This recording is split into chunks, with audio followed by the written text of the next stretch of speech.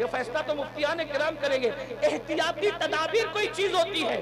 اپنی عورتوں کو شادی بیاہ سے روکو. کیا کہنے منع کر دو.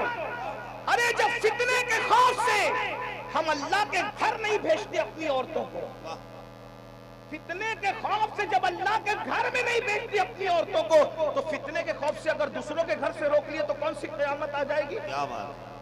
نکال دو یہ سب معاملات. یہ شادی بیاہ آج کل کانٹیکٹ پیدا کرنے کے لیے سبب بنتے ہیں. کیوں؟ شادی بیاہ میں اوپن ماحول ہوتا ہے, عورتیں مردوں کا اختلاط ہوتا ہے, اور اسی میں لڑکے لڑکیوں کے رابطے ہو جاتے ہیں. میں کھل کر کے بات کرنے کا عادی ہوں, بزرگ لوگ بیٹھے ان کا لحاظ بھی کرنا ہے, لیکن آپریشن تو کرنا پڑے گا نا بھائی. اگر سب لوگ ڈریں گے جھجکیں گے تو پھر بات کیا ہوگی؟ آپ کو لوگوں کو گناہ کرنے میں جب شرم نہیں ہے تو ہم گناہ سے روکنے میں کیوں شرم کرنے لگے؟ تو سچائی ہے وہ ہے. یہ شادیاں سبب بنتی ہے کانٹیکٹ جوڑنے کا. یہ شادیاں ہر شادی نہیں, لیکن یہ اوپن ماحول ہم دیکھ رہے ہیں ہر شادی میں. یہ ہمارے یہاں تو اور برا حال ہے, مہاراشٹر, ممبئی کے, ناسک وغیرہ کے, سورت, گجرات, اس سب کے علاقوں میں تو دلہن کو لا کر کے اسٹیج پہ بٹھا رہے ہیں. آج کل پاکستانی سیریلوں کا بھوت اتنا سوار ہے کہ اس میں جو دیکھ رہے وہ کرتے ہیں. تم نے کلمہ نبی کا پڑھا ہے کہ پاکستانی سیریلوں کا؟ کس کے امتی ہو, شرم نہیں آ رہی ہے تمہیں؟ ارے سیریل دیکھ کر زندگی وہ گزارے جس کے پاس رسول اللہ کی زندگی نہیں ہے. ہم سیریلوں کے محتاج نہیں ہیں, ہمارے پاس تو خدا کے محبوب کی زندگی ہے. تیری سیرت, تیری صورت زمانے سے نرالی ہے, تیری ہر عطا پیارے دلیل بے مثال ہے. سبحان اللہ, سبحان اللہ. لعنت ان پاکستانی سیریلوں پر اور کوئی بھی ملک کے سیریل پر. بیٹی کو دولہا بعد میں ہاتھ لگا رہا ہے, پہلے سارے براتی اس سے مسافر ہیں. یہ شادی خانہ آبادی نہیں ہے, یہ شادی خانہ بربادی ہے. جس شادی میں دلہن پہ پہلے لعنت برسے اس پہ رحمت کب برسے؟ جس کو شوہر کا ہاتھ لگنے سے پہلے ویڈیو گرافر کا ہاتھ لگے. اپنی شادیوں میں ویڈیو بنواتے ہو نا, وہ ویڈیو گرافر ادھر دیکھ, ادھر دیکھ, ادھر ہاتھ کر, ادھر دولہے کا ہاتھ بعد میں لگ رہا ہے, پہلے وہ ویڈیو کیمرے والے کا ہاتھ. ہائے کیا غیرت ہے.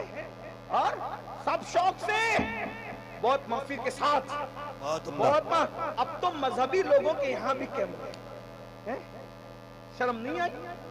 شرم نہیں آئی؟ کون سے مذہبی بنتے ہو؟ با مسلمان, اللہ اللہ, با برحمن, رام رام. مذہبیت صرف داڑھی ٹوپی کا نام نہیں ہے, صرف کرتے اور جبے اور امامے کا نام نہیں. میرے آقا نے فرمایا التقوی ہاں ہونا.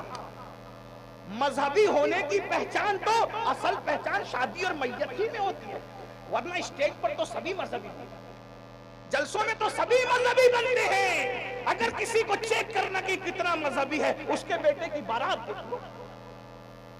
ہم کو عنوان دیتے ہو مولانا جہیز کے خلاف تقریر کرو, جلسے میں اپنی صدارت میں تقریر کرواتے ہو مولانا جہیز کے خلاف تقریر کرو, اور بیٹے کی بارات لے جاتے ہو تو پہلے خود ہی بیٹے کا سودا کرتے ہو. بتائیں کون کنٹرول کرے گا؟ انہیں نہیں, میری بیوی نہیں مان رہی ہے. بڑا آیا بیوی کا فرما بردار, سالن میں نمک زیادہ ہوا تو بیوی کو 3 تماچے لگا کے چپ بٹھا دیا, اور برات اور شادی کے موقع پہ بیوی کے فرما بردار بن جاتی ہو. اور میری امی نہیں مان رہی ہے, اور میری بہن نہیں مان رہی ہے, اتنے فرما بردار ہو.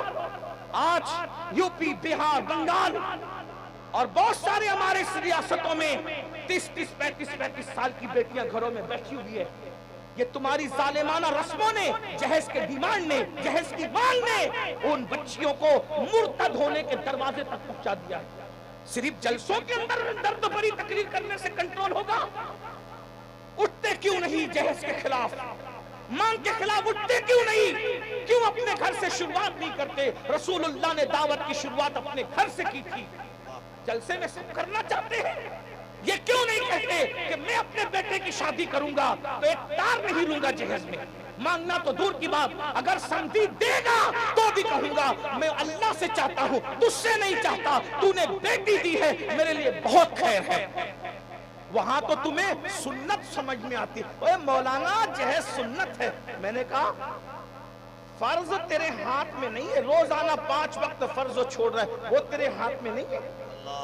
दाढ़ी का वाजिब तुझे सुझाई नहीं देता, यतीमों के सर पे हाथ फेरने वाली सुन्नत तुझे सुझाई नहीं देती, पेट में पत्थर बांधने वाली सुन्नत तुझे कभी समझ में नहीं आई, ये जहेज की रकम लेना ही तुझे। और मैं कहता हूँ मुफ्तियान किराम और उलमा बैठे हुए, कोई जहेज लेना देना कुछ सुन्नत, कोई सुन्नत नहीं है। मैं अपनी गुफ्तगू का जिम्मेदार अकेला हूँ, मैं सबूत के तौर पे पेश कर रहा हूँ। बात को समझ में आए तो कबूल करना, नहीं समझ में आए तो छोड़ देना, कोई बहस नहीं करना। लेकिन एक बात आई तो रख दूं, कोई जहेज सुन्नत नहीं। वजह मैं उलमा की तवज्जो चाहता हूँ सबक सुनाने, अगर सही कहूँ तो तायीद कर देना, नहीं तो मैं अपनी बात वापस ले लूंगा। लेकिन ये मेरे दिल का दर्द है, कोई जहेज सुन्नत नहीं।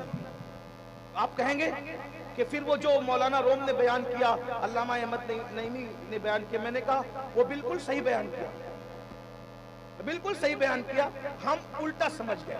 सुन लें, कोई जहेज सुन्नत नहीं। नंबर एक, आप कहते हो कि रसूलुल्लाह ने अपनी बेटी सैयदा फातिमा को जहेज दिया, आप बोर तो नहीं हो रहे? इतना सुन सकते हैं ना?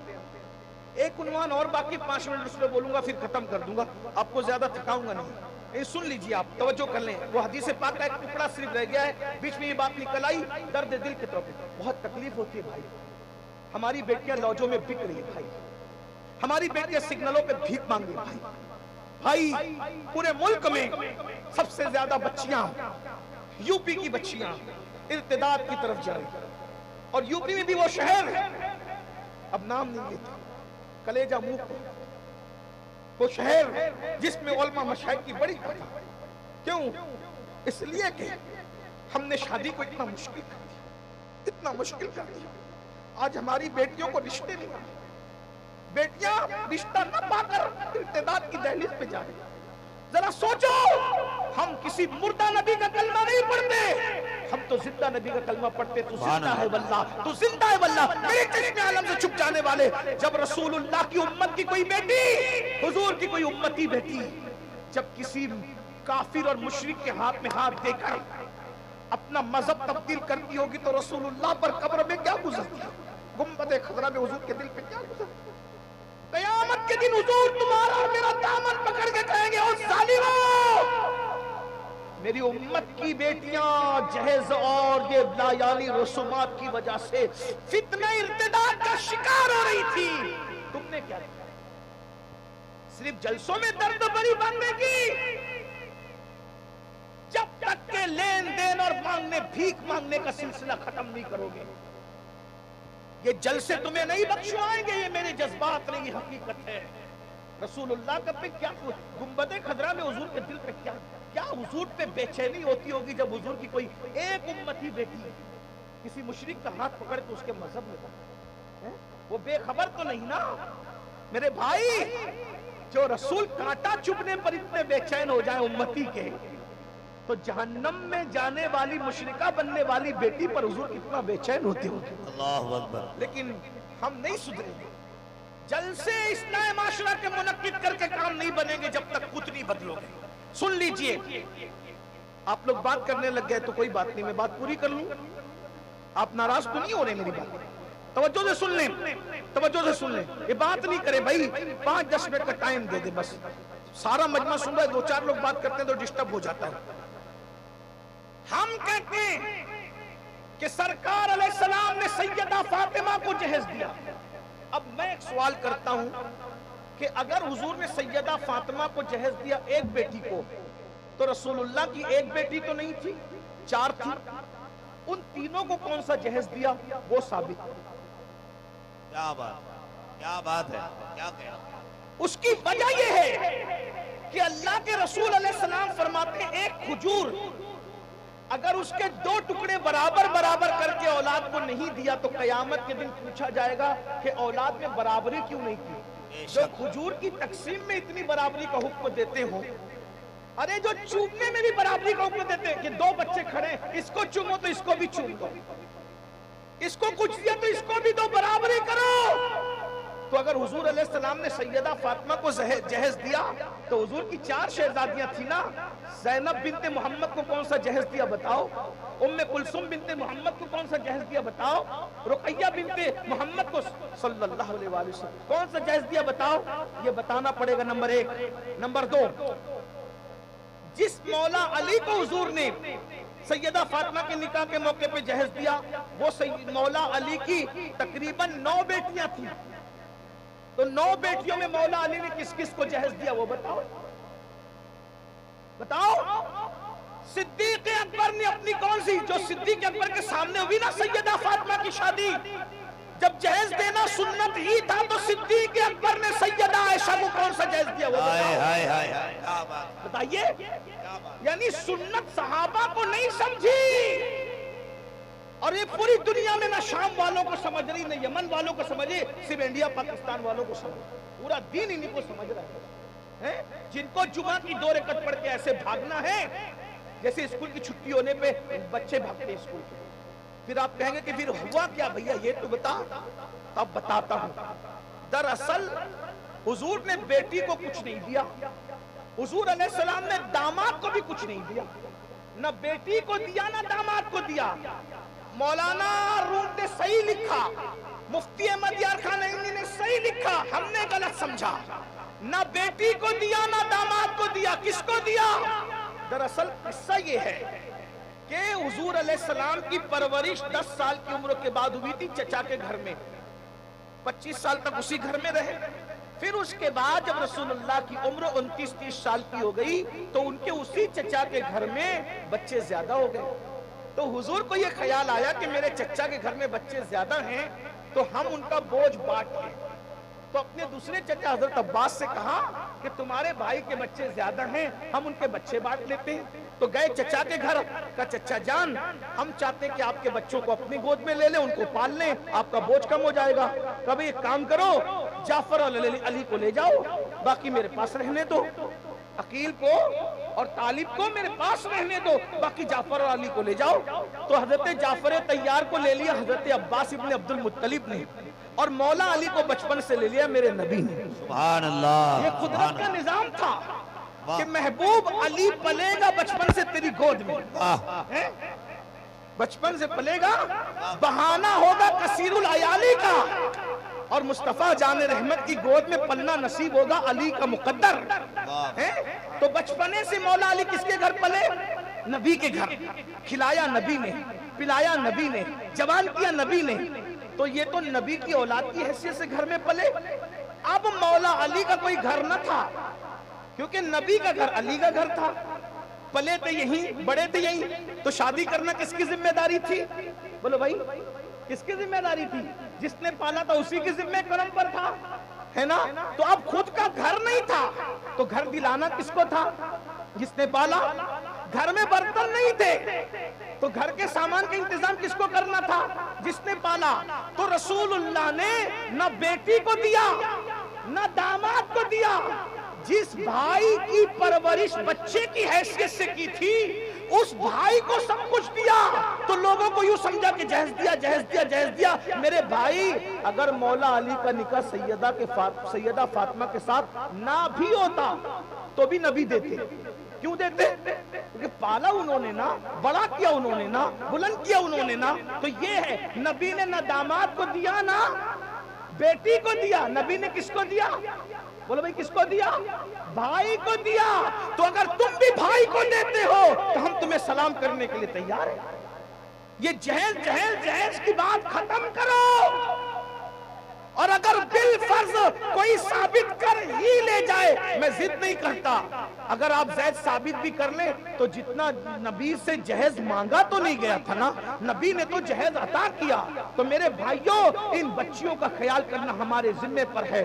میرے آقا صلی اللہ علیہ وآلہ وسلم نے فرمایا پاخانے کی بدبو آ رہی تھی ان کے جسم سے، وہ غلاظت کو چاٹ رہے تھے جو دنیا کے اندر زنا کرتے ہیں. میرے بھائیوں اللہ کے رسول علیہ السلام نے فرمایا گندگی میں بھرا ہوا سور اپنی گود میں لینے سے بدتر ہے کہ کسی عورت کا کندھا تمہارے کندھے سے مس ہو جائے. عورتوں سے دور رہو. آقا فرماتے ہیں جہاں ایک مرد ایک عورت اکیلے رہتے ہیں وہاں تیسرا شیطان رہتا ہے. اس لیے کبھی کسی عورت سے دوستی نہ کرو, اجنبی عورتوں سے دوستی نہ کرو, ان کو نہ دیکھو, اس لیے کہ ان کو دیکھنا شیطان کے زہریلے تیروں میں سے ایک تیر ہے. اور ایک بات یہ بھی یاد رکھنا, حضرت ابن حجر حیثمی رحمت اللہ علیہ فرماتے ہیں اگر تم چاہتے ہو کہ تمہارے گھر کی عورتیں پاک دامن رہے تو تم دوسروں کی عورتوں کو پاک دامن رکھو, تمہارے گھر کی عورتیں بھی پاک دامن رہے گی. اور اگر تم نے کسی کے ساتھ زنا کیا, تم نے کسی کی بیٹی سے زنا کیا تو تمہاری بیٹی سے بھی زنا ہو جائے گا, اس کا بدلہ لے لیا جائے گا. زانی کی نسلوں سے اس کا بدلہ لیا جاتا ہے. لوگ سمجھتے ہیں ہم پاپ کرتے ہیں ہماری بیٹیاں محفوظ رہے, نہیں. امام ابن حجر حیثمی کہتے ہیں کہ جو خود زنا کرے گا اس کی نسلوں سے زنا کیا جائے گا. اپنی بیٹیوں کو بچانا ہے, اپنی بیویوں کو بچانا ہے, اپنی بہنوں کو بچانا ہے, پاک دامن رہو, توبہ کر لو. اور ایک بات اور عرض کر دوں, پہلے عورتیں بانجھ ہوتی تھی تو بچے نہیں ہوتے تھے. اب ڈاکٹروں کی اور سائنس کی تحقیق ہے کہ مرد بانجھ ہو رہے ہیں. اور مرد کیوں بانجھ ہو رہے ہیں یہ ڈاکٹر ابھی نہیں بتا پا رہے کہ مرد کیوں بانجھ ہوتا ہے. صوفیوں نے بتایا 900 سال پہلے. صوفیہ کہتے ہیں کہ شادی سے پہلے جو لڑکے زنا کرتے ہیں یا اپنے ہاتھوں سے اپنی جوانی کو بستر پہ ضائع کرتے ہیں, ہاتھوں سے مشتزنی کر کے جوانی کو ضائع کرتے ہیں, وہ شادی کے بعد بانجھ کر دیے جاتے ہیں. پہلے عورتیں بانجھ ہوتی تھی. یہ ہنسنے کی بات نہیں ہے, یہ تو کسی فقیر کے دل کا درد ہے جو آج زنا کرتے ہیں. اللہ اکبر. سرکار غریب نواز فرماتے ہیں کہ روایت میں آتا ہے کہ جو زنا کرنے کے بعد غسل کرتا ہے ہر قطرے کے بدلے میں 1 سال کا گناہ اس کے نامہ اعمال میں لکھا جاتا ہے. اور بزرگوں نے فرمایا زانی اگر 7 سمندروں کے پانی سے غسل کر لے تو بھی اس کے دل پر جو زنا کا دھبا لگا ہے اس کو دنیا کی کوئی طاقت دھل نہیں سکتی. میرے بھائیوں توبہ کر لو, بربادی سے بچ جاؤ گے. اور آخری بات کے طور پہ یہ عنوان بڑا طویل سا ہے. اللہ کے رسول علیہ السلام فرماتے ہیں ہم اور آگے بڑھے تو ہم نے کیا دیکھا کہ جہنم کے اندر ایک بہت بڑی چٹان ہے. اس چٹان کو ایک بندے کے سر پہ مارا جا رہا ہے, اور جب اس کے سر پہ مارا جا رہا ہے جیسی چٹان اس کے سر پہ ماری جاتی ہے اس کا سر ریزہ ریزہ ہو جاتا ہے. بزرگوں نے فرمایا جیسے چنے پر ہتھوڑا مارا جائے تو چنا کیسے پس جائے گا, ویسے وہ پتھر چٹان اس کے سر پہ ماری جاتی ہے تو سر ریزہ ریزہ ہو جاتا ہے. جبریل سے پوچھا اے جبریل یہ کون ہے؟ جبریل امین نے اس کی یا رسول اللہ یہ آپ کی امت کے وہ لوگ ہیں جو نماز نہیں پڑھا, نماز نہیں پڑھتے. آج 95% لوگ نماز نہیں. ہاتھ مت اٹھانا, ہاتھ مت اٹھانا. حضور کی امتیوں کو ذلیل کرنا مقصود نہیں, لیکن رات بھر جلسے میں بٹھاؤ گے تو بیٹھے رہو گے, لیکن 10 منٹ نماز نہیں پڑھی. مغرب کتنے لوگوں نے پڑھی؟ بس. عشاء کتنوں نے پڑھی؟ فجر کتنے جا کے پڑھیں گے؟ میرے بھائی کروڑوں جلسے ایک پلڑے میں رکھے جائیں اور ایک وقت کی نماز ایک پلڑے میں رکھا جائے, کروڑوں جلسے ایک وقت کی نماز کا مقابلہ نہیں کر سکتے. حق ہے, حق ہے. خواجہ نصیر الدین چراغ دہلوی کہتے ہیں 70 سال غار میں بیٹھ کر عبادت کرنا ایک طرف اور فجر کی 2 رکعت سنت پڑھنا ایک طرف. جب فجر کی 2 رکعت سنت کی برکتیں یہ ہے تو فرض کی برکت کیا ہوگی؟ آج ہم مسجدوں سے دور ہیں, اپنے مسائل کا حل نہ جلسوں میں نہ کانفرنسوں میں نہ سیاسی لیڈروں کی تقریروں میں ہے. اپنے مسائل کا حل کل بھی اللہ کی بارگاہ میں تھا, آج بھی اللہ کی بارگاہ میں ہے. ترقی چاہتے ہو, کامیابی چاہتے ہو, نماز کی طرف آؤ. اللہ رب العزت نے جو اذان کے کلمات نازل کیے محبوب پر کیا ہے؟ حی علی الصلاۃ, آؤ نماز کی طرف. تو لوگ کہیں گے نا نماز کی طرف آئیں گے تو کیا ملے گا؟ حی علی الفلاح, تو کامیابی ملے گی. یہ فلاح عربی میں اتنا جامع ہے کہ اس کو تشریح کرتے جائیے زندگی ختم ہو جائے گی, لیکن فلاح کا مطلب مکمل نہیں ہو سکتا. دنیا کی کامیابی, قبر کی کامیابی, حشر کی کامیابی, یہاں کی کامیابی, وہاں کی کامیابی, عمر کی کامیابی, موت کی کامیابی, حیات کی کامیابی, صحت کی کامیابی, دولت کی کامیابی, خیالات کی کامیابی, ہر کامیابی کو سمیٹ لیتا ہے فلاح. میرے بھائیو نماز کی طرف آؤ, اور نماز کی طرف نہیں آؤ گے. آخری بات, میں نے ٹائم زیادہ لے لیا, بہت وقت ہو گیا. ایک روایت سن لے. علامہ عثمان ابن حسن شاکری فرماتے ہیں اپنی کتاب میں, سنیے اللہ کے رسول کا دور ہے دھیان سے. ایک بس آخری بات, یاد رکھ لیں 10 منٹ لگتا ہے نماز کے لیے، 10 منٹ، صرف 10 منٹ۔ وہ لکھتے ہیں کہ اللہ کے رسول کا ظاہری دور ہے، ہر دور تو میرے محبوب کا ہے، میرے آقا کا ہے۔ یہ فرمایا محبوبہ زمانے سارے تیرے ہیں، فرش والے عرش والے دیوانے سارے تیرے ہیں۔ ہر دور محبوب کا دور، لیکن ظاہری دور اس میں ایک نوجوان مدینہ منورہ میں روتے روتے آیا۔ حضور کی عادت کریمہ تھی، اللہ کے رسول کسی کو روتا ہوا دیکھتا ہے تو تڑپ جاتا، بے چین تھے۔